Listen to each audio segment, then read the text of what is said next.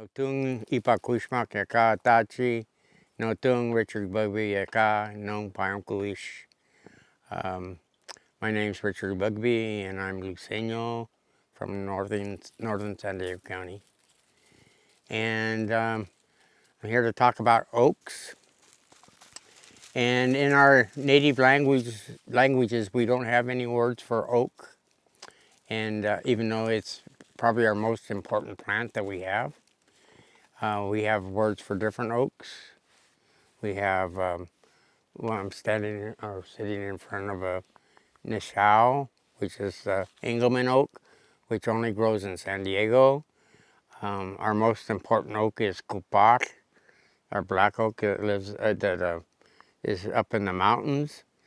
In the valleys, we have Senyao, which Cupac and Senyao, we eat the acorns.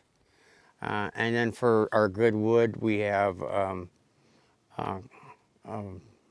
Huap, which is scrub oak, and also Nishao,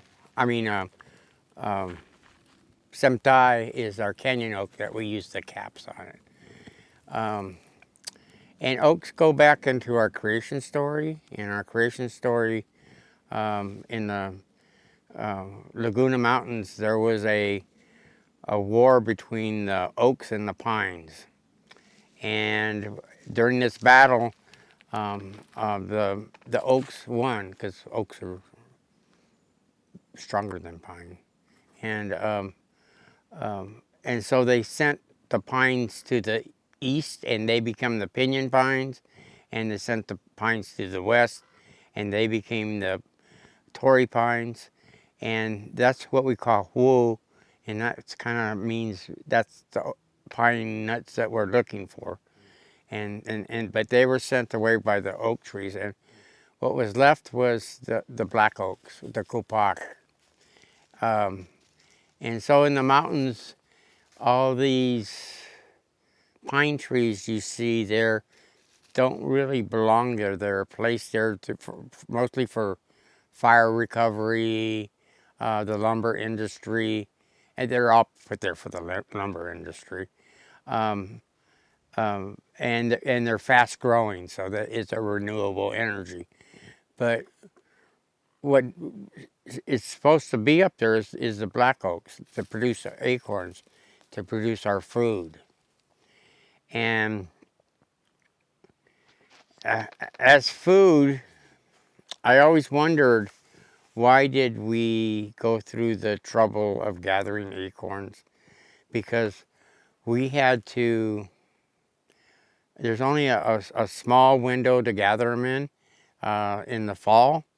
And when the fall starts until the first rains, which is a small window, is the only time we can gather the acorns. We usually let the first acorn drop for the animals. Those are the ones that usually are full of the bugs. And anyway, and then we gather the acorns from the second drop. The acorns, you gather enough acorns for a whole year, which is several hundred pounds for each tribe. And when we went up to gather the acorns, we would take the whole family with us. Where the women, the children, the men, everybody would go, young people, old people, and we would all move the whole village to these gathering areas, and just to gather the acorns. And then that's just the start of it, because processing the acorns is another job, where we have to actually set up these granaries to keep the acorns dry all year, and so we can use them all year. We have to crack them, winnow them, grind them, regrind them,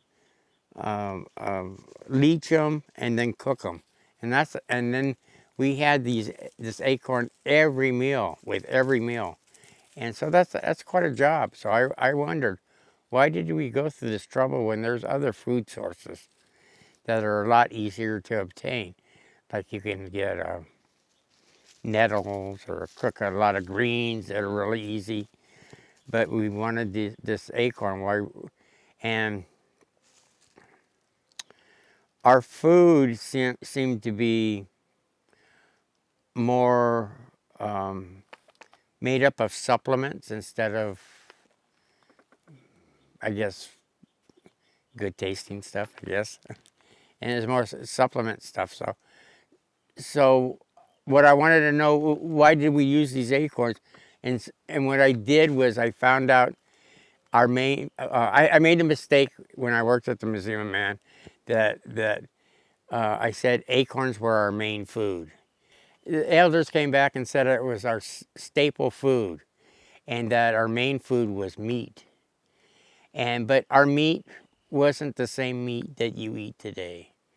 The meat you eat today come out of a supermarket. It comes from cows and pigs and chickens, and they're really high fat, and they're not as nutritious, and they're not as good for you as wild meat. Wild meat is lacking in one thing. It's really high in protein, but it's very low in fat. And what the acorns are, they're the fat to replace the fat that's lacking in the meat that we eat. So it's actually a very good fat, and I've seen pictures of Kumeyaay and Luiseño and Cahuilla people that live on traditional diets of acorns that come off the oak trees, and they live very old. They live to be. I seen one picture of a man that was 137, but I see most people were 120, 115, 120. But and these people that I seen pictures of that were that old didn't even look that old. They looked like they were 50 or 60. And that was because they were eating traditional food. Not only eating the traditional foods, but going out and gathering them. The exercise of gathering these foods, and also tending this where these foods grow, especially the oak groves, where we would burn the ground to clear out spaces so the trees have proper spacing between them.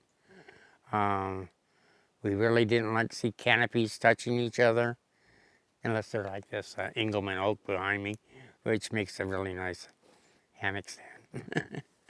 But a nice shady area too.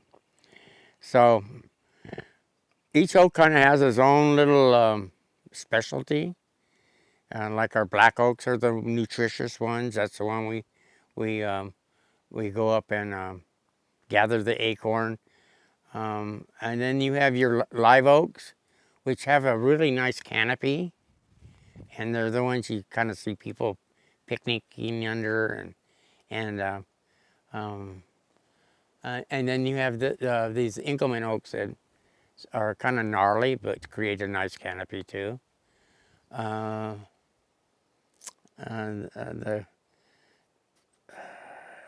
Semtai or the canyon oaks are they're fairly big too.